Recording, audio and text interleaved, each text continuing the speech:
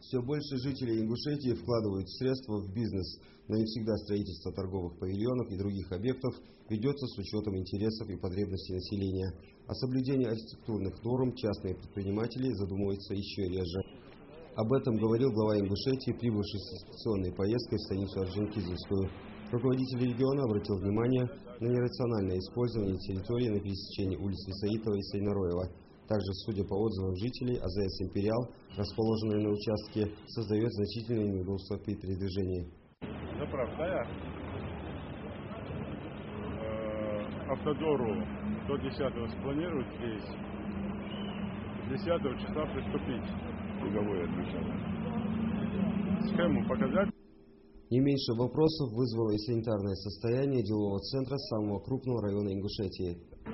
Торговый центр, нарик, да, я шалкуна, я хотел тоже, около порядка, как мы честно. Мучат, а болка мучат. Болож, ба? Болож балар, ерхудар, болож балар. Ежедневно мы штрафуем, и здесь трудно определить ответственность. Рынок не функционирует не рынок, как рынок, и все предприниматели ссылаются друг на друга. Далее глава Ингушетии выехал на окраину станицы, где идет строительство храма правоверных. В районном центре на сегодняшний день функционирует несколько джума-мечетей. Все работы на данном объекте ведутся частным предпринимателем Хумидом Албаковым. Батарею по 10 штук отмыло. Мы сейчас убрали, чтобы обделки. Этот пол мы решили сделать теплый сейчас. И сетки тоже отмыло. Полностью теплый пол.